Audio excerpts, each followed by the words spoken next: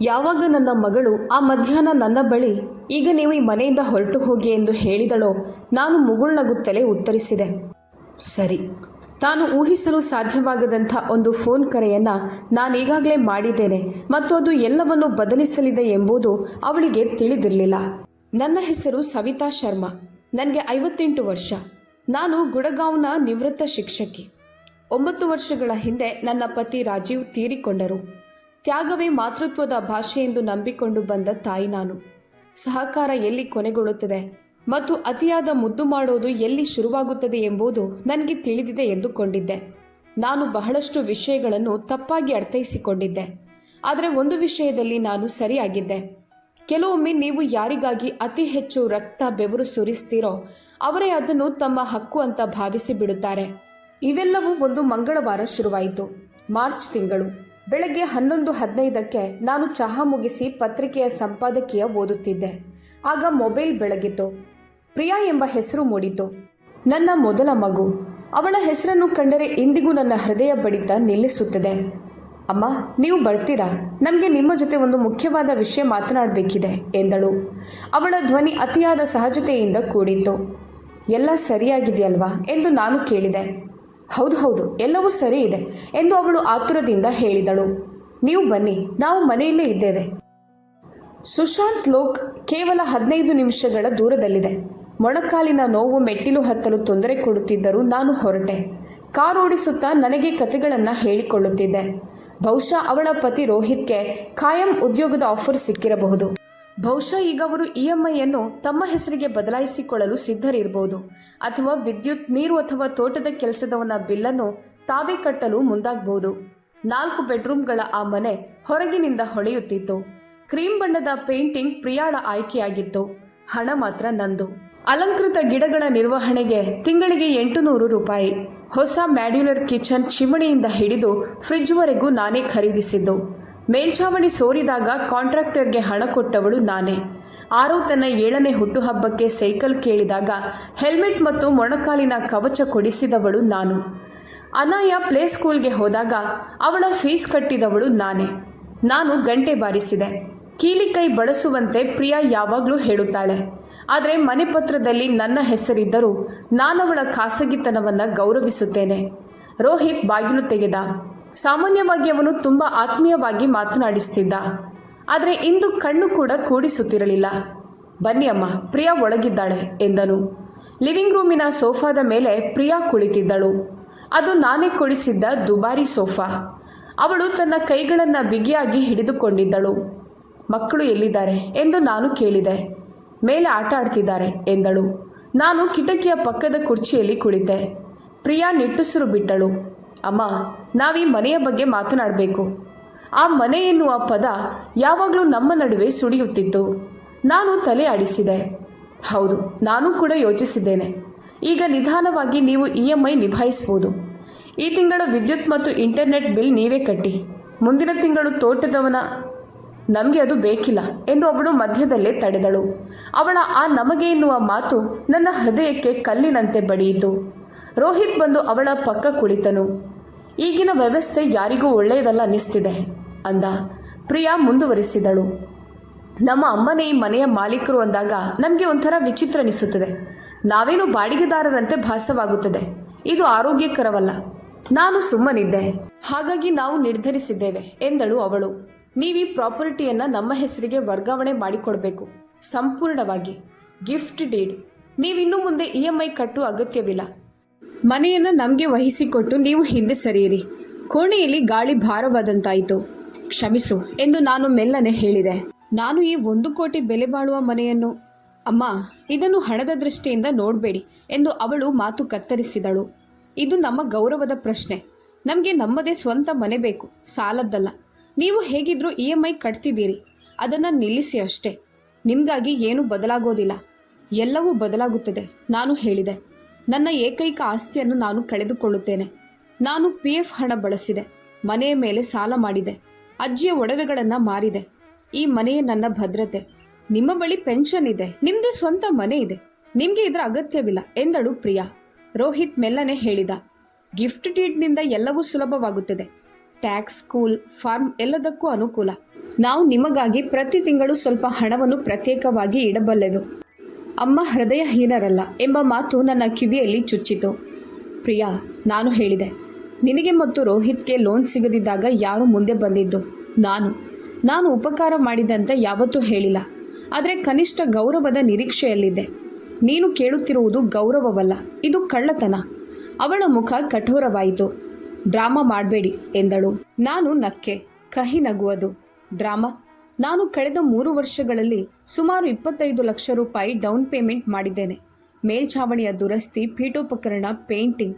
ನಿಮ್ಗೆ ಗೊತ್ತಾ, ನಿಮ್ಮ ತೋಟದವನ ಸಂಬಳ ಕೊಡಲು ನಾನು ಎಷ್ಟು ಬಾರಿ ಅಗ್ಗದ ತರಕಾರಿಗಳನ್ನು ಖರೀದಿಸಿ ಹಣ ಉಳಿಸಿದ್ದೆ ಅಂತ. ನಾನು ಪ್ರೀತಿಯನ್ನು ಹಣದಲ್ಲಿ ಅಳೆಯುತ್ತಿಲ್ಲ, ಆದರೆ ಇದರ ಬೆಲೆ ಏನು ಅಂತ ಹೇಳುತ್ತಿದ್ದೇನೆ. ಅದು ನಿಮ್ಮ ಆಯ್ಕೆಯಾಗಿತ್ತು ಎಂದು ಅವಳು ಹೇಳಿದಳು. ಯಾರೂ ನಿಮ್ಮನ್ನು ಒತ್ತಾಯಿಸಿರಲಿಲ್ಲ. ಆಗ ನನಗೆ ಅರಿವಾಯಿತು, ನನ್ನ ಪ್ರೀತಿಯೆನ್ನುವುದು ಅವಳು ಇಷ್ಟ ಬಂದಾಗ ತಿರುಗಿಸಬಹುದಾದ ಒಂದು ನಲ್ಲಿ ಎಂದು ನಾನೇ ಅವಳಿಗೆ ಕಲಿಸಿಕೊಟ್ಟಿದ್ದೆ. ಸರಿ, ಹಾಗಾದರೆ ನಿನಗೆ ಬೇಕಿರುವುದು ಏನು ಅಂತ ನೇರವಾಗಿ ಹೇಳು ಎಂದು ನಾನು ಕೇಳಿದೆ. ರೋಹಿತ್ ಟೇಬಲ್ ಮೇಲಿದ್ದ ಫೈಲ್ ಎತ್ತಿ ನನ್ನ ಕಡೆಗೆ ಸರಿಸಿದ. ದಪ್ಪ ಕಾಗದ, ವಕೀಲರ ಮುದ್ರೆ. ನಾವು ವಕೀಲರನ್ನ ಭೇಟಿಯಾಗಿದ್ದೆವು ಎಂದು ಪ್ರಿಯಾ ಹೇಳಿದಳು. ಇದು ಗಿಫ್ಟ್ ಡೀಡ್, ಸರಳವಾಗಿದೆ. ನಾಳೆ ರಿಜಿಸ್ಟ್ರಿ ಆಗ್ಬೋದು. ನಾನು ಕಾಗದ ನೋಡಿದೆ. ಮೇಲೆ ದಪ್ಪಕ್ಷರಗಳಲ್ಲಿ ನನ್ನ ಹೆಸರು, ಸವಿತಾದೇವಿ ಶರ್ಮಾ. ಕೆಳಗೆ ಸಾಲು ಸಾಲು ನಿಯಮಗಳು ಮತ್ತು ಷರತ್ತುಗಳು. ಎಲ್ಲದರ ಅರ್ಥ ಒಂದೇ, ಕೊಟ್ಟು ಬಿಡು. ನಾನು ಫೈಲನ್ನು ವಾಪಸ್ಸಿಟ್ಟೆ. ನಾನಿಂದು ಇದಕ್ಕೆ ಸಹಿ ಮಾಡೋದಿಲ್ಲ. ಪ್ರಿಯಾಳ ಮುಖ ಕೆಂಪಾಯಿತು. ನೀವು ಯಾಕೆ ಎಲ್ಲವನ್ನೂ ಹಾಳು ಮಾಡುತ್ತಿದ್ದೀರಿ? ನಾನು ಕೇವಲ ಒಂದು ಆರೋಗ್ಯಕರ ಅಂತರವನ್ನು ಬಯಸುತ್ತಿದ್ದೇವೆ ಅಷ್ಟೇ ಎಂದು ಅವಳು ಅಂದಳು. ನೀನು ನನ್ನ ಅಸ್ತಿತ್ವದ ಅಂತರವನ್ನೇ ಅಳಿಸಲು ನೋಡುತ್ತಿದ್ದೀಯಾ? ನಾನು ಹೇಳಿದೆ. ಅಮ್ಮ, ನೀವು ಯಾವಾಗಲೂ ಹೇಳುತ್ತೀರಿ ಕುಟುಂಬ ಅಂದರೆ ನಂಬಿಕೆ ಎಂದು. ನಮ್ಮನ್ನು ನಂಬಿ ಇದನ್ನು ಬಿಟ್ಟುಕೊಡಿ. ನಾನು ನಂಬಿದ್ದೆ. ನಾನು ಹೇಳಿದೆ. ಅದಕ್ಕಾಗಿ ನೀನಿಂದು ಈ ಮನೆಯಲ್ಲಿದ್ದೀಯಾ. ಕ್ಷಣಕಾಲ ಮೌನ ಆವರಿಸಿತು. ಮೇಲಿನ ಮಹಡಿಯಿಂದ ಮಕ್ಕಳ ನಗುವಿನ ಸದ್ದು ಕೇಳಿಸ್ತಿತ್ತು. ಆರವ್ನ ನಗು, ಅನಾಯಾಳ ಕಿರುಚಾಟ.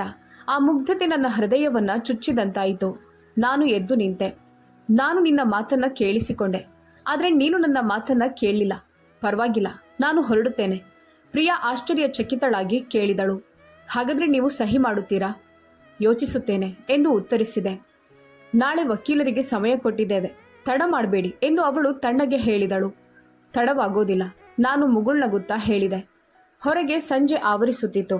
ಕಾರು ಚಲಾಯಿಸುತ್ತಾ ನನಗೆ ಹೇಳಿಕೊಂಡೆ, ಇನ್ನು ಮುಂದೆ ಆಟ ಅವರ ಇಷ್ಟದಂತೆ ನಡೆಯುವುದಿಲ್ಲ. ರಾತ್ರಿ ಮನೆಗೆ ತಲುಪಿದ ಮೇಲೆ ಕುರ್ತಾ ಬದಲಿಸಿ ಡೈರಿ ತೆರೆದೆ.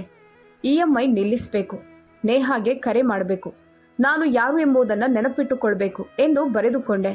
ಫೋನ್ ಮತ್ತೆ ಬೆಳಗಿತ್ತು. ಪ್ರಿಯಾಳ ಸಂದೇಶ. ಹಠ ಮಾಡಬೇಡಿ ಅಮ್ಮ, ನೀವು ನಿಜವಾಗಿಯೂ ನಮ್ಮನ್ನು ಪ್ರೀತಿಸೋದಾದರೆ ಅದನ್ನು ಸಾಬೀತುಪಡಿಸಿ. ನಾನು ಉತ್ತರಿಸಲಿಲ್ಲ. ಲೈಟ್ ಆಫ್ ಮಾಡಿ ಹಾಸಿಗೆಯ ಮೇಲೆ ಮಲಗಿದೆ. ಕತ್ತಲಲ್ಲಿ ಮೆಲ್ಲಗೆ ಹೇಳಿಕೊಂಡೆ, ಸರಿ. ತಾನು ಗೆದ್ದೆ ಅಂತ ಅವಳು ಭಾವಿಸಿದ್ದಳು. ಆದರೆ ಇದು ನನ್ನ ಪ್ರತಿರೋಧದ ಆರಂಭ ಎಂಬುದು ಅವಳಿಗೆ ತಿಳಿದಿರಲಿಲ್ಲ. ಮರುದಿನ ಬೆಳಿಗ್ಗೆ ಗಾಳಿ ಹೆಚ್ಚು ಶುಭ್ರವಾಗಿತ್ತು, ಆದರೆ ನನ್ನೊಳಗೆ ಎಲ್ಲವೂ ಮಸುಕಾಗಿತ್ತು. ಅಲಾರಾಂಗಿಂತ ಮುಂಚೆಯೇ ಕಣ್ಣು ಬಿಟ್ಟೆ. ಚಹಾ ಕುಡಿಯುತ್ತಾ ಕಿಟಕಿಯ ಬಳಿ ನಿಂತು ನಗರ ಎಚ್ಚರಗೊಳ್ಳುವುದನ್ನು ನೋಡುತ್ತಿದ್ದೆ. ನನ್ನ ಹಳೆಯ ಹೆಸರು, ಹಳೆಯ ಅಭ್ಯಾಸ ಮತ್ತು ಹಳೆಯ ಭಯ, ಈ ಮೂರನ್ನು ಕಡಿದುಕೊಳ್ಳುವಂಥ ನಿರ್ಧಾರವೊಂದನ್ನು ನಾನು ತೆಗೆದುಕೊಳ್ಳಲಿದ್ದೆ. ಬೆಳಗ್ಗೆ 8 ಗಂಟೆಗೆ ನೇಹಾ ಕಪೂರ್ ಬಂದಳು. 15 ವರ್ಷಗಳ ಹಿಂದೆ ನನಗೆ ಸಣ್ಣ ಫ್ಲ್ಯಾಟ್ ಕೊಡಿಸಿದವಳು ಇವಳೇ. ಅವಳಲ್ಲಿ ನನಗಿಷ್ಟವಾದ ಗುಣವೆಂದರೆ ಅವಳು ಎಲ್ಲವನ್ನೂ ಕೇಳಿಸಿಕೊಳ್ಳುತ್ತಾಳೆ, ಆದರೆ ಅನಗತ್ಯವಾಗಿ ಅನುಕಂಪ ತೋರಿಸೋದಿಲ್ಲ. ಅವಳು ನನ್ನ ಮುಂದೆ ಡೈರಿ ತೆರೆದು ತಾರೀಖು ಬರೆದು ಹೇಳಿದಳು, ಸವಿತಾರವರೇ, ಮೊದಲನೆಯದಾಗಿ ಕಾನೂನುಬದ್ಧವಾಗಿ ಈ ಮನೆ ನಿಮ್ಮದು. ಬಾಡಿಗೆದಾರರ ಯಾವುದೇ ಲಿಖಿತ ಒಪ್ಪಂದವಿಲ್ಲ. ಇದು ಕೇವಲ ಕೌಟುಂಬಿಕ ನಿವಾಸ. ನೀವು ಮಾರಾಟ ಮಾಡಬೇಕಂದ್ರೆ ಮಾಡ್ಬೋದು. ನಿಯಮದಂತೆ ನೋಟಿಸ್ ನೀಡಬೇಕಾಗುತ್ತದೆ ಅಷ್ಟೇ. ನಾನು ತಲೆ ಆಡಿಸಿದೆ. ಕಳೆದ ತಿಂಗಳ ಮಾರಾಟದ ದರದಂತೆ 1 ರಿಂದ 1.25 ಕೋಟಿ ಸಿಗ್ಬೋದು. ಮನೆಯ ಸ್ಥಿತಿ ಮತ್ತು ಸ್ಥಳ ಎರಡೂ ಚೆನ್ನಾಗಿದೆ. ನೀವು 3 ವಾರ ಸಮಯ ಕೊಟ್ಟರೂ ಸಾಕು. ಖರೀದಿಸುವವರ ಸಾಲೆ ಇರುತ್ತದೆ. ಅವಳು ನನ್ನ ಕಣ್ಣುಗಳನ್ನು ನೋಡಿ ಕೇಳಿದಳು, ಆದರೆ ನಿಮ್ಮ ಮನಸ್ಸು ಸಿದ್ಧವಿದೆಯೇ? ಮನಸ್ಸನ್ನೇ ಸಿದ್ಧಗೊಳಿಸಬೇಕಿದೆ. ನಾನು ಮೆಲ್ಲನೆ ಹೇಳಿದೆ, ಇಲ್ಲದಿದ್ದರೆ ಈ ಮನಸ್ಸೇ ನನ್ನನ್ನು ವರ್ಷಗಳ ಕಾಲ ಕಾಡುತ್ತಿರುತ್ತದೆ. ನೇಹಾ ಕೆಲವು ಟಿಪ್ಪಣಿಗಳನ್ನು ಮಾಡಿಕೊಂಡಳು. ಯಾವಾಗ ಫೋಟೋ ತೆಗೆಯಬೇಕು, ಯಾವ ದಾಖಲೆಗಳು ಬೇಕು ಅಂತ ಚರ್ಚಿಸಿ ಅವಳು ಹೊರಟಾಗ ಕೋಣೆಯಲ್ಲಿದ್ದ ಮಬ್ಬು ಸರಿದಂತಾಯಿತು. ಹೊರಡುವಾಗ ಅವಳು ಹೇಳಿದಳು, ಒಂದು ಮಾತು, ಭಾವನೆಗಳನ್ನು ಬೇರೆ ಪುಟದಲ್ಲಿಡಿ. ಯಾವುದು ಸರಿಯೋ ಅದನ್ನೇ ಮಾಡಿ. ಅವಳು ಹೋದ 10 ನಿಮಿಷಕ್ಕೆ ಪ್ರಿಯಾಳ ಸಂದೇಶ ಬಂತು. ಅಮ್ಮ, 11 ಗಂಟೆಗೆ ರಿಜಿಸ್ಟ್ರಾರ್ ಕಚೇರಿಗೆ ಬನ್ನಿ.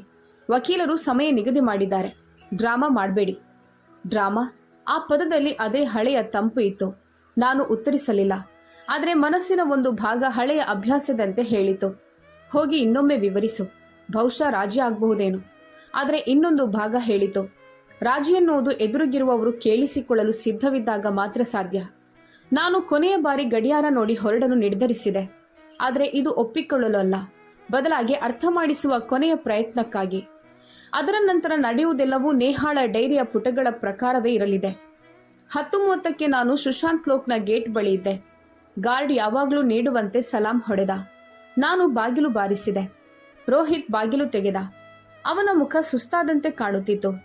ಬನ್ನಿ ಅಮ್ಮ ಎಂದು ಔಪಚಾರಿಕವಾಗಿ ನಕ್ಕ. ಲಿವಿಂಗ್ ರೂಮ್ನಲ್ಲಿ ಪ್ರಿಯಾ ಸುಮ್ಮನೆ ಕುಳಿತಿದ್ದಳು. ಎದುರಿನ ಟೇಬಲ್ ಮೇಲೆ ಅದೇ ದಪ್ಪನೆಯ ಫೈಲ್ ಇತ್ತು. ಮೇಲೆ ಮಕ್ಕಳ ಓಡಾಟದ ಸದ್ದು. ಆರವ್ ಯಾವುದೋ ಕಾರ್ಟೂನ್ ಡೈಲಾಗ್ ಹೇಳ್ತಿದ್ದ. ಅನಾಯ ನಗುತ್ತಿದ್ದಳು. ಆ ನಗುವಿನಿಂದಲೇ ನಾನು ಶಕ್ತಿಯನ್ನು ಪಡೆದುಕೊಳ್ಳುತ್ತಿದ್ದೆ. ಜಗತ್ತಿನ ಕೊಳಕು ಇನ್ನೂ ಈ ಮಕ್ಕಳಿಗೆ ತಿಳಿದಿಲ್ಲವಲ್ಲ ಎಂಬ ಸಮಾಧಾನ ನನಗಿತ್ತು. ನಾನು ಶಾಂತ ಧ್ವನಿಯಲ್ಲಿ ಹೇಳಿದೆ, ನಾನು ಇನ್ನೊಮ್ಮೆ ಹೇಳುತ್ತಿದ್ದೇನೆ, ಗಿಫ್ಟ್ ಡೀಡ್ಗೆ ನಾನು ಇಂದು ಸಹಿ ಮಾಡೋದಿಲ್ಲ, ನಾಳೆಯೂ ಮಾಡೋದಿಲ್ಲ. ಪ್ರಿಯಾ ಮೆಲ್ಲಗೆ ನಕ್ಕಳು. ಆ ನಗು ಕೇವಲ ಚರ್ಮದ ಮೇಲಿತ್ತು ಅಷ್ಟೇ. ಒಳಗೆ ಯಾವುದೇ ಮೃದುತ್ವ ಇರಲಿಲ್ಲ. ಹಾಗಾದರೆ ಇಲ್ಲಿಗೆ ಬಂದಿದ್ದಾದರೂ ಯಾಕೆ ಅಮ್ಮ? ಇದು ಹಣದ ವಿಷಯವಲ್ಲ, ಮರ್ಯಾದೆಯ ವಿಷಯ ಅಂತ ಹೇಳಲು ಬಂದೆ. ನಿಮಗೆ ಮನೆ ನಡೆಸಬೇಕಿದ್ರೆ EMI ಅನ್ನು ನಿಮ್ಮ ಹೆಸರಿಗೆ ವರ್ಗಾಯಿಸಿಕೊಳ್ಳಿ. ಬಿಲ್ ನೀವೇ ಕಟ್ಟಿ. ಆದರೆ ನನ್ನ ಕೊನೆಯ ಭದ್ರತೆಯನ್ನು ಬಿಟ್ಟುಕೊಡಲು ಮಾತ್ರ ಹೇಳಬೇಡಿ. ಅವಳು ಕೈಬೆರಳನ್ನ ಚಟಪಟಿಸಿ ಹೇಳಿದಳು, ಅಮ್ಮ ಪ್ಲೀಸ್, ನೀವು ಯಾವಾಗಲೂ ನಿಮ್ಮ ತ್ಯಾಗದ ಲೆಕ್ಕ ನೀಡಲು ಶುರು ಮಾಡುತ್ತೀರಿ. ನಾವು ನಮ್ಮ ಮಕ್ಕಳ ಭವಿಷ್ಯಕ್ಕಾಗಿ ಸ್ಥಿರತೆಯನ್ನು ಬಯಸುತ್ತಿದ್ದೇವೆ. ನೀವು ನಿಮ್ಮ ಅಧಿಕಾರಕ್ಕಾಗಿ ಹಠ ಮಾಡುತ್ತಿದ್ದೀರಿ. ನಾಳೆ ನಿಮಗೆ ಏನಾದರೂ ಆದರೆ ಬ್ಯಾಂಕಿನವರು ನಮ್ಮ ಬಾಗಿಲಿಗೆ ಬರುತ್ತಾರೆ. ನಿಮ್ಮ ಮೊಮ್ಮಕ್ಕಳು ಬೀದಿಗೆ ಬರಬೇಕು ಅಂತ ನೀವು ಬಯಸ್ತೀರಾ? ನಾನವಳ ಕಣ್ಣಲ್ಲಿ ಕಣ್ಣಿಟ್ಟು ನೋಡಿದೆ. ನಾನು ಉಯಿಲು ಮಾಡಿದ್ದೇನೆ ಮತ್ತು ಅಧಿಕಾರ ಎಂಬ ಪದ ನಿನ್ನ ಬಾಯಲ್ಲಿ ಚೆನ್ನಾಗಿ ಕಾಣೋದಿಲ್ಲ ಪ್ರಿಯಾ. ಕಳೆದ 3 ವರ್ಷಗಳಲ್ಲಿ ಅಧಿಕಾರ ಚಲಾಯಿಸಿದ್ದು ನಾನಲ್ಲ, ನಿನ್ನ ಖರ್ಚುಗಳು. ರೋಹಿತ್ ಸಂಧಾನಕ್ಕೆ ಪ್ರಯತ್ನಿಸಿದವನಂತೆ ಹೇಳಿದ.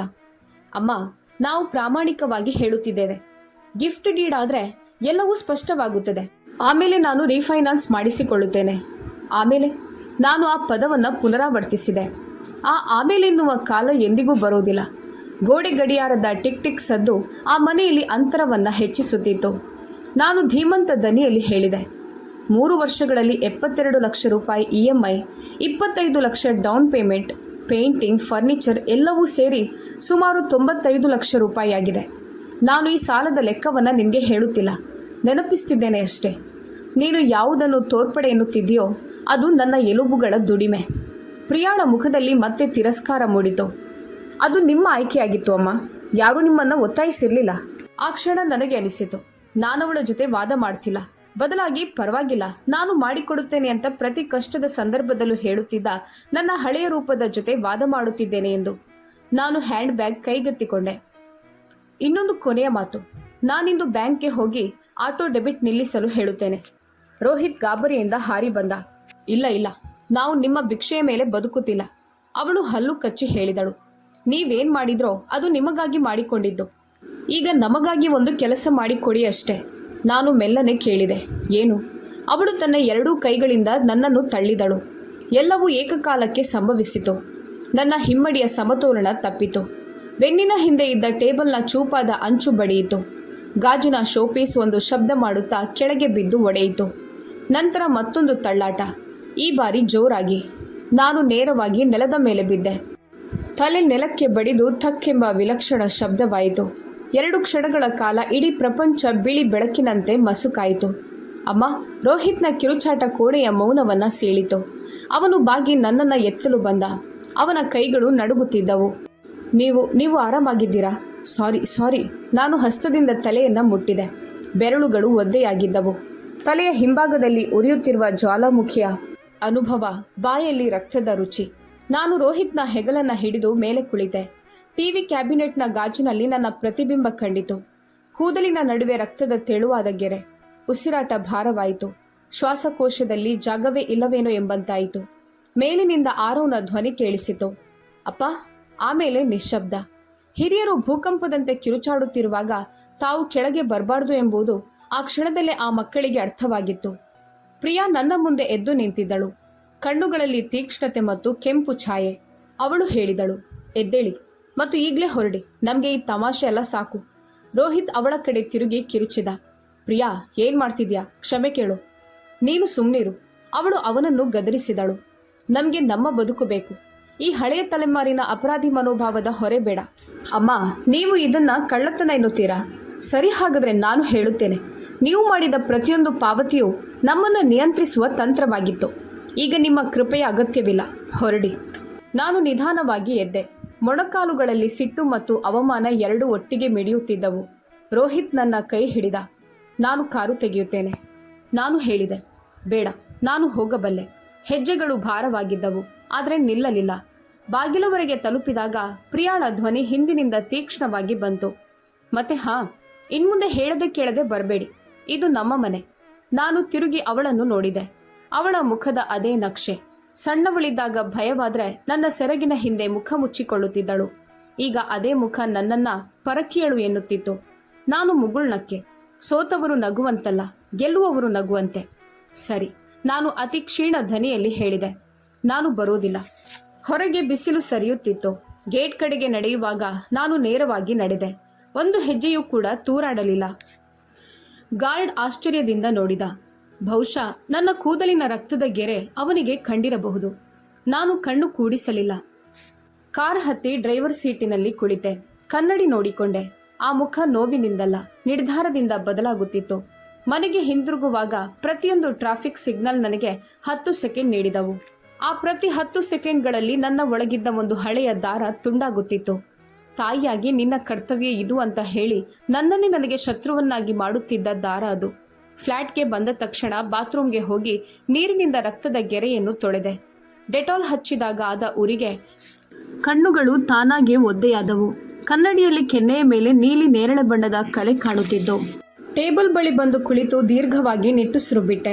ಹೊರಗೆ ಎಲ್ಲೋ ಪ್ರೆಷರ್ ಕುಕ್ಕರ್ ವಿಸಿಲ್ ಹಾಕುತ್ತಿತ್ತು. ನಗರ ತನ್ನ ದಿನಚರಿಯಲ್ಲಿತ್ತು.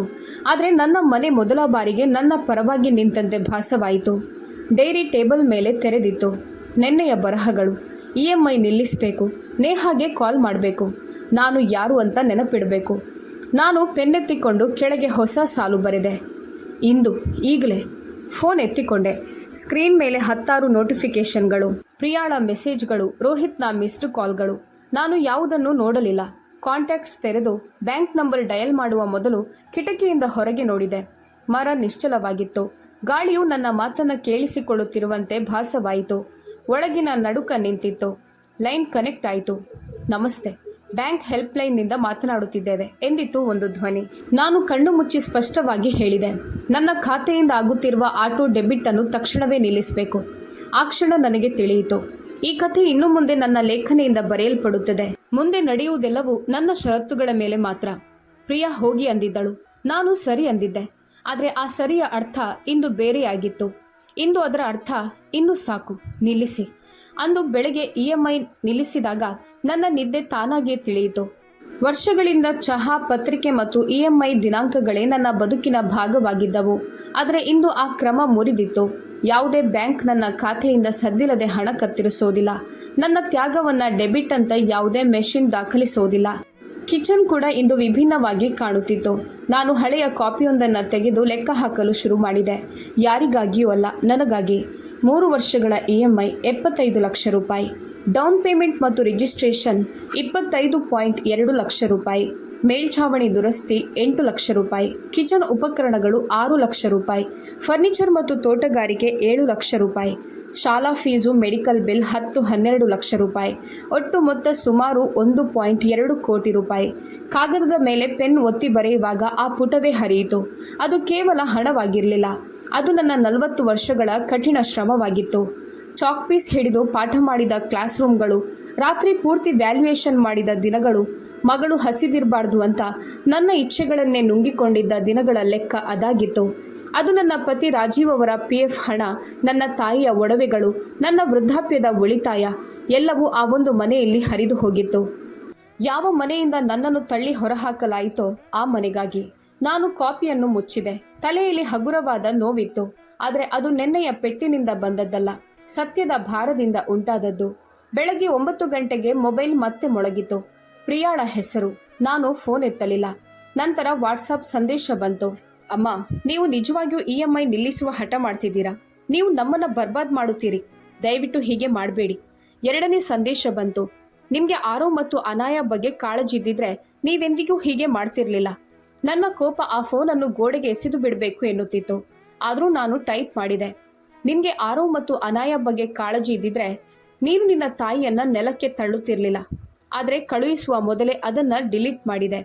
ಯಾಕಂದ್ರೆ ಪ್ರಿಯಾ ಕೇಳಿಸಿಕೊಳ್ಳಲು ಸಿದ್ಧವಿರಲಿಲ್ಲ. ಅವಳು ಕೇವಲ ನನ್ನನ್ನ ಬಗ್ಗಿಸಲು ಸಿದ್ಧಳಾಗಿದ್ದಳು. ಮಧ್ಯಾಹ್ನದ ಹೊತ್ತಿಗೆ ರೋಹಿತ್ ಬಂದ. ಕಣ್ಣುಗಳ ಕೆಳಗೆ ಆಯಾಸ, ಕೈಯಲ್ಲಿ ಸಿಹಿ ತಿಂಡಿಯ ಡಬ್ಬಿ.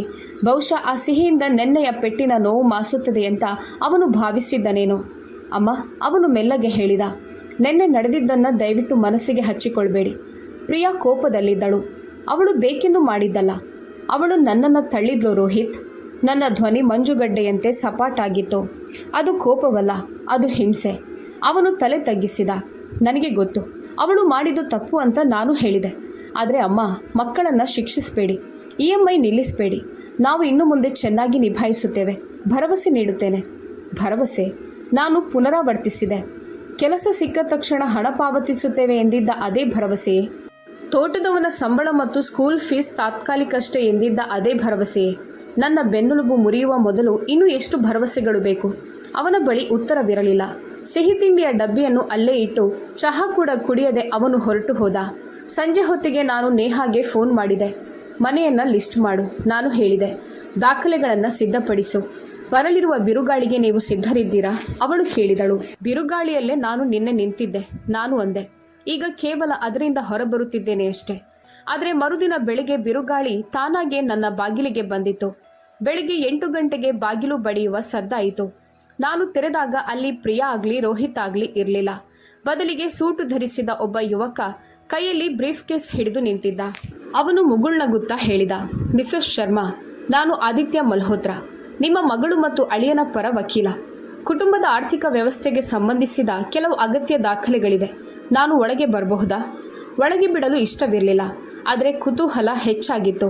ಅವನು ನನ್ನ ಡೈನಿಂಗ್ ಟೇಬಲ್ ಮೇಲೆ ಕಾಗದಗಳನ್ನು ಹರಡಿದ. ಅದೇ ಟೇಬಲ್, ಅದರ ಮೇಲೆ ಪ್ರಿಯಾ ಒಮ್ಮೆ ಹೋಮ್ವರ್ಕ್ ಮಾಡುತ್ತಿದ್ದಳು ಮತ್ತು ನಾನು ಬೇಳೆ ಬೇಯಿಸುತ್ತಾ ಕಾಪಿಗಳನ್ನು ತಿದ್ದುತ್ತಿದ್ದೆ. ಅವನು ತುಂಬಾ ಸಹಜವಾಗಿ ಹೇಳಿದ, ಇದೊಂದು ಅಡೆಂಡಮ್ ಅಷ್ಟೇ, ಮುನ್ನೆಚ್ಚರಿಕೆಯಾಗಿ ಕುಟುಂಬದ ಸ್ಥಿರೆಯನ್ನ ಕಾಯ್ದುಕೊಳ್ಳಲು. ನಾನು ಶೀರ್ಷಿಕೆ ಓದಿದೆ, ಕೌಟುಂಬಿಕ ಆಸ್ತಿಯ ಬಹಿರಂಗಪಡಿಸುವಿಕೆ ಮತ್ತು ಪೂರ್ವ ಉತ್ತರಾಧಿಕಾರ ಚೌಕಟ್ಟು. ಸರಳ ಭಾಷೆಯಲ್ಲಿ ಹೇಳೋದಾದ್ರೆ, ನನ್ನಲ್ಲಿರುವ ಪ್ರತಿಯೊಂದು ಗುಪ್ತ ಉಳಿತಾಯವನ್ನು ನಾನು ಘೋಷಿಸಬೇಕು ಅಂತ ಅವರು ಬಯಸಿದ್ದರು. ರಾಜೀವ್ ಅವರ ಮರಣದ ನಂತರ ಸಿಕ್ಕ ಸೆಟಲ್ಮೆಂಟ್, ಸೇವಿಂಗ್ಸ್ ಅಕೌಂಟ್ಸ್ ಎಲ್ಲವೂ. ಆದಿತ್ಯ ಸಹಿ ಮಾಡುವ ಜಾಗದ ಮೇಲೆ ಬೆರಳಿಟ್ಟು ಹೇಳಿದ, ನಿಮ್ಮ ಮಗಳು ಈಗಾಗಲೇ ಸಹಿ ಮಾಡಿದ್ದಾಳೆ. ನಿಮ್ಮದೊಂದು ಔಪಚಾರಿಕತೆ ಬಾಕಿ ಇದೆ. ಆ ಕಾಗದದ ಮೇಲೆ ಪ್ರಿಯಾಳ ಅವಸರದ ಸಹಿ ಇತ್ತು. ಅವಳು ಅದನ್ನು ಓದಿಯೂ ಇರಲಿಲ್ಲ. ನನ್ನ ಗಂಟಲು ಒಣಗಿತು. ನಾನು ಟೇಬಲ್ ಮೇಲೆ 2 ಹಸ್ತಗಳನ್ನಿಟ್ಟು ಬಾಗಿ ಮೆಲ್ಲನೆ ಹೇಳಿದೆ, ನಿಮ್ಮ ಕ್ಲೈಂಟ್ಗಳಿಗೆ ತಿಳಿಸಿ, ನಾನು ನನ್ನ ವಕೀಲರ ಸಲಹೆ ಇಲ್ಲದೆ ಯಾವುದಕ್ಕೂ ಸಹಿ ಮಾಡೋದಿಲ್ಲ. ಕಾಯಬೇಕಾಗುತ್ತದೆ. ಅವನು ದಬಾಯಿಸಿದ. ಆದರೆ ಎಲ್ಲಿಯವರೆಗೆ? ನಾನು ಅವನ ಮಾತನ್ನು ಕತ್ತರಿಸಿ ಹೇಳಿದೆ, ನಾನು ಕೊಡುವವರೆಗೆ. ಅವನ ಮುಖ ಸಪ್ಪೆಯಾಯಿತು. ಕಾಗದಗಳನ್ನು ಕೂಡಿಸಿಕೊಂಡು ಹೊರಟು ಹೋದ. ಬಾಗಿಲು ಮುಚ್ಚಿದ ತಕ್ಷಣ ನಾನು ದೀರ್ಘವಾಗಿ ನಿಟ್ಟುಸಿರು ಬಿಟ್ಟೆ. ಇದು ಈಗ ಕೇವಲ ಲೋಭವಾಗಿರಲಿಲ್ಲ, ಇದು ಹತಾಶೆಯಾಗಿತ್ತು. ಪ್ರಿಯಾ ಬಹುಶಃ ರಾಜೀವ್ ಅವರ ಸೆಟಲ್ಮೆಂಟ್ ಹಣದ ಬಗ್ಗೆ ಸುಳಿವು ಕೊಟ್ಟಿರಬಹುದು ಮತ್ತು ರೋಹಿತ್ ನಾಯಿಯಂತೆ ವಾಸನೆ ಹಿಡಿಯುತ್ತಾ ಅದರ ಮೇಲೆ ಬಿದ್ದಿರಬಹುದು. ನಾನು ತಕ್ಷಣ ನೇಹಾಗೆ ಫೋನ್ ಮಾಡಿದೆ. ಒಂದು ನಕಲಿ ದಾಖಲೆಯನ್ನು ಸಿದ್ಧಪಡಿಸು. ನಕಲಿ? ಹೌದು. ಯಾವುದೋ ಒಂದು ಸಣ್ಣ ಖಾತೆಯಲ್ಲಿ ಕೇವಲ 15-20 ಲಕ್ಷ ರೂಪಾಯಿ ಉಳಿದಿದೆ ಅಂತ ತೋರಿಸುವ, ಅಸಲಿ ಎನಿಸುವ ದಾಖಲೆ. ಅವರಿಗೆ ಏನೋ ಇದೆ ಎನಿಸಬೇಕು, ಆದರೆ ಅದು ಅತಿ ಕಡಿಮೆ ಇರಬೇಕು.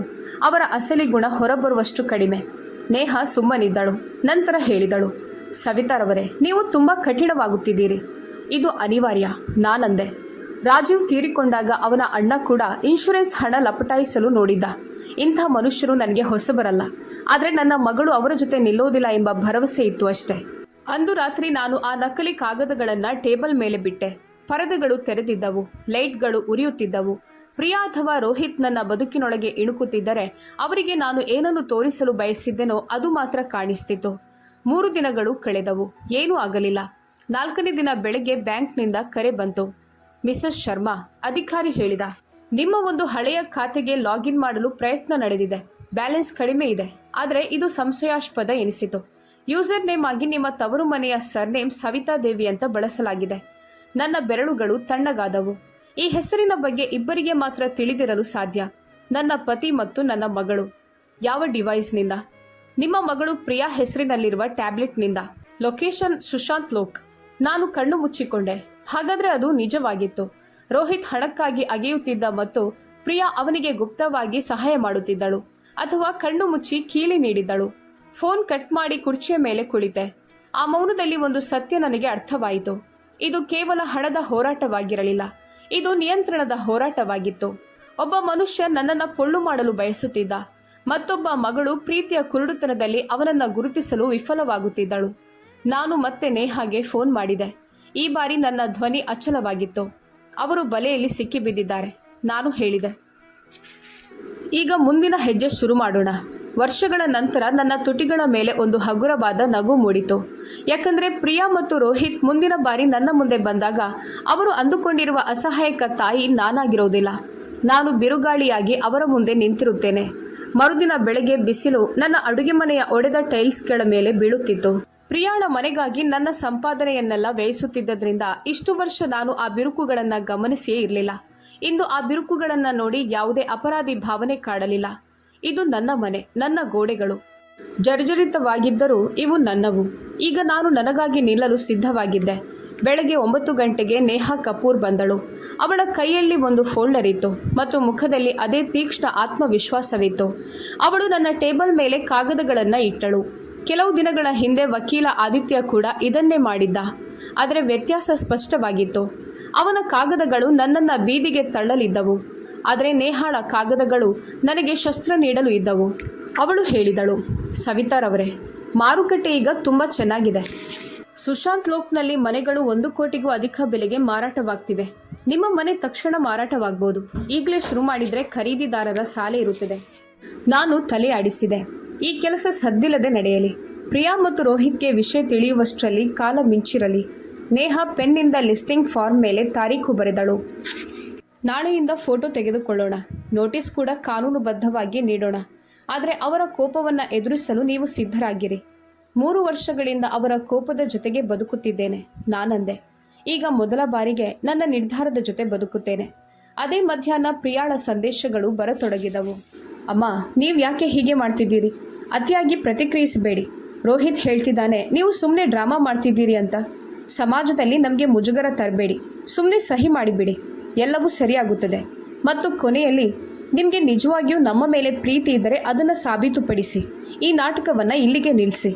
ನಾನು ಯಾವುದೇ ಉತ್ತರ ನೀಡಲಿಲ್ಲ. ಪ್ರತಿ ಪದವೂ ರೋಹಿತ್ ಅವಳಿಗೆ ಕಲಿಸಿಕೊಟ್ಟ ಪಾಠದಂತೆ ಇತ್ತು. ಸಂಜೆ ನೇಹಾಳ ಫೋನ್ ಬಂತು.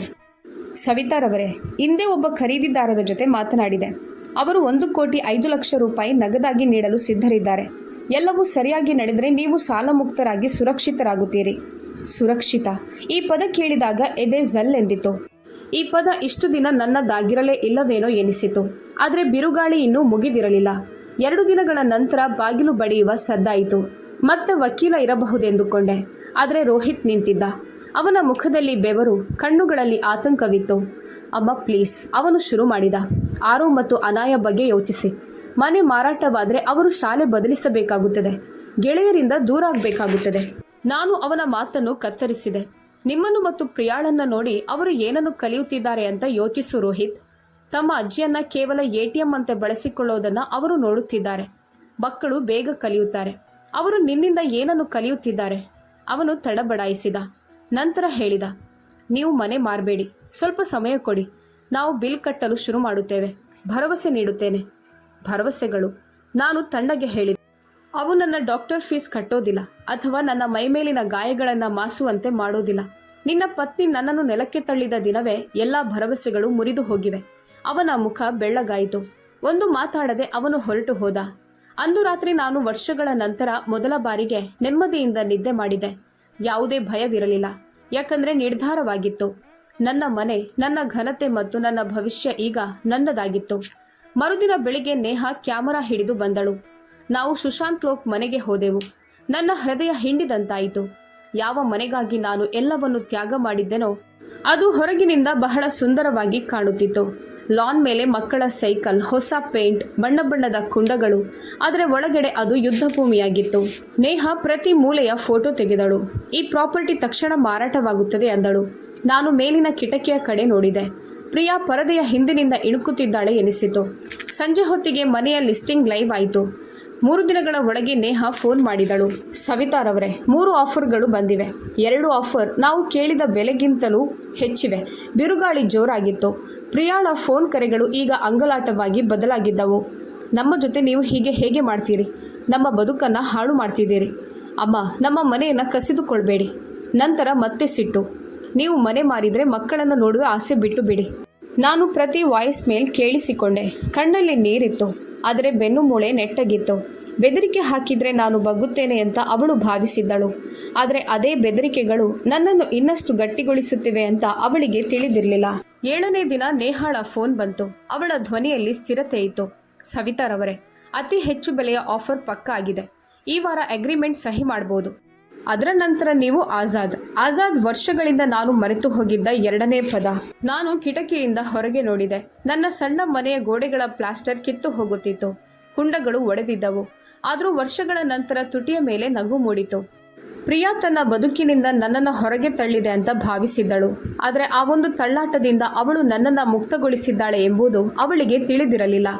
ಮನೆ ಮಾರಾಟದ ಪ್ರಕ್ರಿಯೆ ನಡೆಯುತ್ತಿದ್ದ ಆ ವಾರ ಬಿರುಗಾಳಿಯ ನಡುವೆ ನಿಂತಂತೆಯೇ ಇತ್ತು. ಸುತ್ತಲೂ ಕೂಗಾಟ, ಚೀರಾಟ ಕೇಳಿಸುತ್ತಿದ್ದರೂ ನಾನು ಸ್ಥಿರವಾಗಿ ನಿಂತಿದ್ದೆ. ನನ್ನ ಫೋನ್ ಯುದ್ಧ ಭೂಮಿಯಂತಾಗಿತ್ತು. 30 ಮಿಸ್ಡ್ ಕಾಲ್ಗಳು 50 ಆಗಿ ನಂತರ 70ಕ್ಕೆ ತಲುಪಿದವು. ಮೊದಲು ಪ್ರಿಯಾ ಅತ್ತಳು. ಅಮ್ಮ ಪ್ಲೀಸ್, ಹೀಗೆ ಮಾಡಬೇಡಿ. ನಾವು ಬೀದಿಗೆ ಬರುತ್ತೇವೆ. ಅಜ್ಜಿ ಯಾಕೆ ತಮ್ಮ ಮನೆ ಮಾರಿದ್ರು ಅಂತ ಆರವ್ ಅನಾಯಾಗಿ ಅರ್ಥವಾಗೋದಿಲ್ಲ. ನಂತರ ಸಿಟ್ಟು ಬಂತು. ನೀವು ಸ್ವಾರ್ಥಿ. ನಾವೆಷ್ಟೆಲ್ಲ ಸಹಿಸಿಕೊಂಡೆವು. ಈಗ ನೀವು ಸಮಾಜದಲ್ಲಿ ನಮಗೆ ಅವಮಾನ ಮಾಡುತ್ತಿದ್ದೀರಿ. ನಂತರ ಬೆದರಿಕೆ. ನೀವು ಮನೆ ಮಾರಿದರೆ ಮಕ್ಕಳನ್ನು ಎಂದಿಗೂ ನೋಡಲು ಬಿಡೋದಿಲ್ಲ. ಪ್ರತಿ ಸಂದೇಶವು ನನ್ನನ್ನು ಅಪ್ಪಳಿಸುತ್ತಿತ್ತು. ಆದರೆ ನನ್ನನ್ನು ಮುಳುಗಿಸುವ ಬದಲು ಅವು ನನ್ನನ್ನು ಇನ್ನಷ್ಟು ಬಲಿಷ್ಠಗೊಳಿಸಿದವು. ನಾನು ಸರಿಯಾದ ಹಾದಿಯಲ್ಲಿದ್ದೇನೆ ಅಂತ ಪ್ರತಿ ಪದವು ನನಗೆ ನೆನಪಿಸುತ್ತಿತ್ತು. ಒಂದು ಸಂಜೆ ರೋಹಿತ್ ಬಂದ. ಶರ್ಟ್ ಸುಕ್ಕಾಗಿತ್ತು. ಮುಖ ಸುಸ್ತಾಗಿತ್ತು.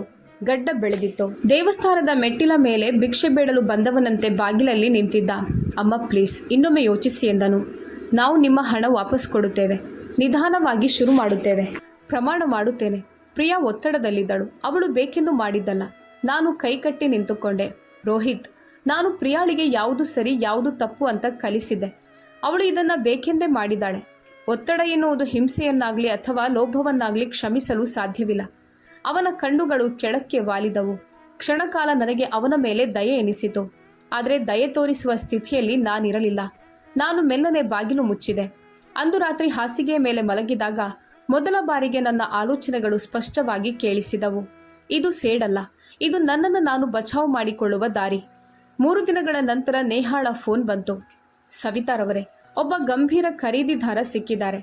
1,10,00,000 ಆಫರ್ ನೀಡುತ್ತಿದ್ದಾರೆ.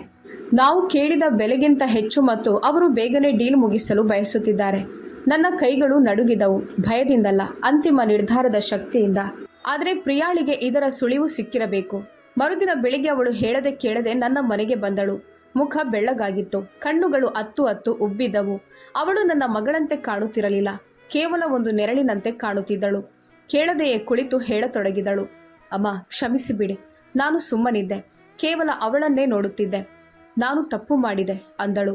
ಅಂದು ನಿನ್ನನ್ನು ತಳ್ಳುವ ಉದ್ದೇಶ ನನಗಿರಲಿಲ್ಲ. ನಾನು ತುಂಬ ಇಕ್ಕಟ್ಟಿಗೆ ಸಿಲುಕಿದಂತೆ ಭಾಸವಾಗುತ್ತಿತ್ತು.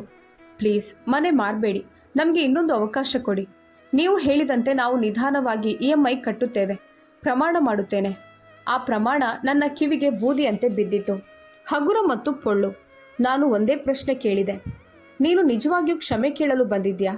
ನಿನ್ನ ತಪ್ಪನ್ನು ಒಪ್ಪಿಕೊಳ್ಳಲು ಬಂದಿದ್ಯಾ ಅಥವಾ ಸಬೂಬು ನೀಡಲು ಬಂದಿದ್ಯಾ? ಮೌನ ಆವರಿಸಿತು.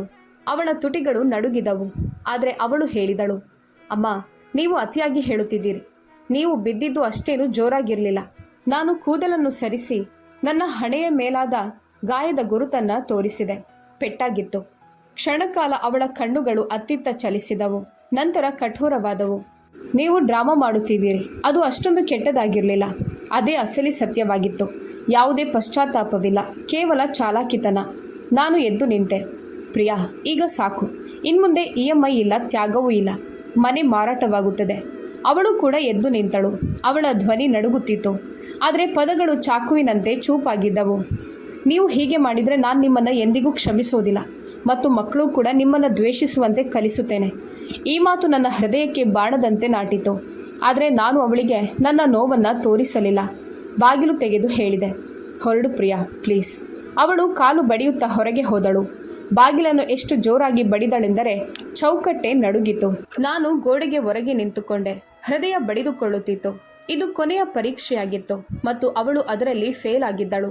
ಅಂದು ಸಂಜೆ ನೇಹಾ ಹೇಳಿದಳು, ಖರೀದಿದಾರರು ಸಿದ್ಧರಿದ್ದಾರೆ. ನೀವು ಸಹಿ ಮಾಡಿದರೆ ಡೀಲ್ ಮುಗಿಯುತ್ತದೆ. ನಾನು ಮೆಲ್ಲನೆ ಹೇಳಿದೆ, ಮಾಡಿಬಿಡು. ಅದೇ ಕ್ಷಣದಲ್ಲಿ ಪ್ರಿಯಾಳ ಮನೆಯ ಜೊತೆಗಿದ್ದ ನನ್ನ ಕೊನೆಯ ಸಂಬಂಧವು ಕಳಚಿಕೊಂಡಿತು. ಆದರೆ ಬಿರುಗಾಳಿ ಇನ್ನೂ ನಿಂತಿಲ್ಲ ಅಂತ ನನಗೆ ತಿಳಿದಿತ್ತು. ಪ್ರಿಯಾ ಮತ್ತು ರೋಹಿತ್ ಅಷ್ಟು ಸುಲಭವಾಗಿ ಸೋಲೊಪ್ಪುವವರಲ್ಲ. ಅವರು ಬೆದರಿಕೆ ಹಾಕುತ್ತಾರೆ, ಅಪರಾಧಿ ಭಾವನೆ ಮೂಡಿಸಲು ನೋಡುತ್ತಾರೆ. ಆದರೆ ಇನ್ಮುಂದೆ ಅದೆಲ್ಲವೂ ನನ್ನ ಮೇಲೆ ಕೆಲಸ ಮಾಡುವುದಿಲ್ಲ ಅಂತ ಅವರಿಗೆ ತಿಳಿದಿರಲಿಲ್ಲ. ನಾನೀಗ ಮುಕ್ತಳು ಮತ್ತು ಈ ಸ್ವಾತಂತ್ರ್ಯಕ್ಕೆ ಯಾವುದೇ ಬೆಲೆ ಕಟ್ಟಲಾಗದು. ಶುಕ್ರವಾರದಂದು ಡೀಲ್ ಫೈನಲ್ ಆಗುವುದರಲ್ಲಿತ್ತು. ಭಾನುವಾರದ ವೇಳೆಗೆ ಸುಶಾಂತ್ ಲೋಕ್ನ ಆ ಮನೆ ನನ್ನದಾಗಿ ಉಳಿಯುತ್ತಿರಲಿಲ್ಲ. ವರ್ಷಗಳ ನಂತರ ನನ್ನ ಪಾದದ ಕೆಳಗಿನ ನೆಲ ಗಟ್ಟಿಯಾದಂತೆ ಭಾಸವಾಯಿತು.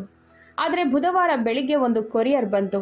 ಅದರಲ್ಲಿ ದೆಹಲಿಯ ದೊಡ್ಡ ಲಾ ಫಾರ್ಮ್ನ ಹೆಸರಿತ್ತು. ಅದೊಂದು ಕಾನೂನು ನೋಟಿಸ್ ಆಗಿತ್ತು. ನಾನು ಮಾನಸಿಕವಾಗಿ ಅಸ್ವಸ್ಥಳು, ಸ್ವಂತ ನಿರ್ಧಾರ ತೆಗೆದುಕೊಳ್ಳಲು ಅಸಮರ್ಥಳು. ಹಾಗಾಗಿ ನನ್ನ ಅನುಮತಿ ಇಲ್ಲದೆ ಮನೆ ಮಾರುವುದು ತಪ್ಪು ಅಂತ ಪ್ರಿಯಾ ಮತ್ತು ರೋಹಿತ್ ದಾವೆ ಹೂಡಿದ್ದರು. ಡೈನಿಂಗ್ ಟೇಬಲ್ ಮೇಲೆ ಕುಳಿತು ಆ ಪದಗಳನ್ನು ಓದುತ್ತಿದ್ದಾಗ ಆದ ನೋವು ಆ ತಳ್ಳಾಟಕ್ಕಿಂತಲೂ ಆಳವಾಗಿತ್ತು. ನನ್ನ ಸ್ವಂತ ಮಗಳೇ ನನ್ನನ್ನು ಹುಚ್ಚಿ ಅಂತ ಸಾಬೀತುಪಡಿಸಿ ಮನೆ ಕಸಿದುಕೊಳ್ಳಲು ನೋಡುತ್ತಿದ್ದಳು. ನೇಹಾ ಹೇಳಿದಳು, ಇದು ಕೇವಲ ಹೆದರಿಸುವ ತಂತ್ರ ಸವಿತಾರವರೇ. ಕಾನೂನಿನಲ್ಲಿ ಇದಕ್ಕೆ ಬೆಲೆ ಇಲ್ಲ. ಮನೆ ನಿಮ್ಮ ಹೆಸರಲ್ಲಿದೆ. ಆದರೂ ನನ್ನ ಕೈಗಳು ನಡುಗುತ್ತಿದ್ದವು. ಸಂಜೆ ಪ್ರಿಯಾ ಬಂದಳು. ನಮ್ಮ ಬಗ್ಗೆ ಜನ ಏನಂದ್ಕೊಳ್ತಾರೆ, ಬೆನ್ನ ಹಿಂದೆ ಮನೆ ಮಾರಿಬಿಟ್ರಲ್ಲ ಎಂದು ಕಿರುಚಿದಳು. ನಾನವಳನ್ನು ನೋಡಿದೆ. ಯಾವ ಹುಡುಗಿಯನ್ನು ಸೈಕಲ್ ಮೇಲೆ ಸ್ಕೂಲ್ಗೆ ಬಿಡುತ್ತಿದ್ದೆನೋ ಅವಳೇ ಇಂದು ಎದುರು ನಿಂತಿದ್ದಳು. ನಾನು ಕೊನೆಗೂ ಮೂರ್ಖತನ ಬಿಟ್ಟೆ ಅಂತ ಜನ ಅಂದುಕೊಳ್ಳುತ್ತಾರೆ ಅಷ್ಟೇ ಎಂದೆ. ನಿಮಗೆ ಚಿಕಿತ್ಸೆ ಅಗತ್ಯವಿದೆ ಎಂದು ಅವಳು ಹೇಳಿದಾಗ ನಾನು ಅವಳ ಹತ್ತಿರ ಹೋಗಿ ಹೇಳಿದೆ, ಪ್ರಿಯಾ, ವರ್ಷಗಳ ನಂತರ ಮೊದಲ ಬಾರಿಗೆ ನಾನು ಸ್ಪಷ್ಟವಾಗಿ ಯೋಚಿಸುತ್ತಿದ್ದೇನೆ ಮತ್ತು ಮೊದಲ ಬಾರಿಗೆ ನನ್ನ ಬಗ್ಗೆ ಯೋಚಿಸುತ್ತಿದ್ದೇನೆ. ನೀವು ಪಶ್ಚಾತ್ತಾಪ ಪಡ್ತೀರಿ, ನೀವು ಒಬ್ಬಂಟಿಯಾಗಿ ಸಾಯ್ತೀರಿ ಮತ್ತು ಮೊಮ್ಮಕ್ಕಳನ್ನು ಎಂದಿಗೂ ನೋಡೋದಿಲ್ಲ ಎಂದು ಅವಳು ಶಪಿಸಿದಳು. ಆ ಮಾತು ಚುಚ್ಚಿದರೂ ನಾನು ಎದೆಗುಂದಲಿಲ್ಲ. ಸುಳ್ಳಿನ ನಡುವೆ ಇರುವುದಕ್ಕಿಂತ ಸತ್ಯದೊಂದಿಗೆ ಒಬ್ಬಂಟಿಯಾಗಿರುವುದೇ ಲೇಸು. ಮರುದಿನ ನೇಹಾ ಜೊತೆ ರಿಜಿಸ್ಟ್ರಿ ಆಫೀಸ್ಗೆ ಹೋದೆ. ನಾನು ಕಾಗದದ ಮೇಲೆ ಸಹಿ ಹಾಕಿದೆ. ಅದೇ ಕ್ಷಣದಲ್ಲಿ ಆ ಮನೆ ನನ್ನದಾಗಿ ಉಳಿಯಲಿಲ್ಲ. ದುಃಖವಾಗಬಹುದು ಎಂದುಕೊಂಡಿದ್ದೆ. ಆದರೆ ಬದಲಿಗೆ ಏನೋ ಒಂದು ನಿರಾಳತೆ ಕಾಡಿತು. ಭಾರೀ ಹೊರೆಯೆಂದು ಇಳಿದಂತಾಯಿತು. ರಾತ್ರಿ ರೋಹಿತ್ ಮೆಸೇಜ್ ಮಾಡಿದ, ಇದು ಇಲ್ಲಿಗೆ ಮುಗಿದಿಲ್ಲ, ನೀವು ಪಶ್ಚಾತ್ತಾಪ ಪಡುತ್ತೀರಿ. ನಾನು ಉತ್ತರಿಸದೆ ಫೋನ್ ಬದಿಗಿಟ್ಟೆ. ಮರುದಿನ ಬೆಳಿಗ್ಗೆ ಕಿಟಕಿಯ ಬಳಿ ಕುಳಿತು ಚಹಾ ಕುಡಿಯುತ್ತಾ ನನಗೆ ಹೇಳಿಕೊಂಡೆ, ಇಲ್ಲ ರೋಹಿತ್, ಇದು ಮುಗಿದು ಹೋಗಿದೆ. ಯಾಕಂದರೆ ನಾನಿದನ್ನು ಮುಗಿಸಿದ್ದೇನೆ. ವರ್ಷಗಳ ಕಾಲ ನಾನು ಪ್ರೀತಿ ಎಂದರೆ ಬರೀ ತ್ಯಾಗ ಎಂದುಕೊಂಡಿದ್ದೆ. ಆದರೆ ಈಗ ಸತ್ಯ ಅರ್ಥವಾಗಿದೆ. ಗೌರವವಿಲ್ಲದ ಪ್ರೀತಿಯಲ್ಲ, ಅದು ಗುಲಾಮಗಿರಿ. ನಾನು ಇನ್ನು ಮುಂದೆಂದು ಗುಲಾಮಳಾಗೋದಿಲ್ಲ. ಈ ಕಥೆ ನಿಮಗೆ ಇಷ್ಟವಾದಲ್ಲಿ ಮತ್ತು ಪ್ರತಿಯೊಬ್ಬರಿಗೂ ತಮ್ಮದೇ ಆದ ಗೌರವದ ಮಿತಿಗಳು ಇರಬೇಕು ಅಂತ ನೀವು ನಂಬೋದಾದರೆ ಈ ಕಥೆಯನ್ನು ಹಂಚಿಕೊಳ್ಳಿ. ನೀವು ಯಾವ ಊರಿನಿಂದ ಈ ಕಥೆಯನ್ನು ಓದುತ್ತಿದ್ದೀರಿ ಅಂತ ಕಾಮೆಂಟ್ ಮಾಡಿ ತಿಳಿಸಿ. ಇಂತಹ ಮತ್ತಷ್ಟು ಕಥೆಗಳಿಗಾಗಿ ಮನದ ಮಾತು ಚಾನೆಲನ್ನು ಸಬ್ಸ್ಕ್ರೈಬ್ ಮಾಡಿ. ಮುಂದಿನ ಕಥೆಯೊಂದಿಗೆ ಮತ್ತೆ ಭೇಟಿಯಾಗೋಣ. ಅಲ್ಲಿಯವರೆಗೆ ನಿಮ್ಮನ್ನು ನೀವು ಕಾಳಜಿ ವಹಿಸಿಕೊಳ್ಳಿ. ಕಥೆಯನ್ನು ಪೂರ್ತಿಯಾಗಿ ಕೇಳಿದ್ದಕ್ಕಾಗಿ ಧನ್ಯವಾದಗಳು.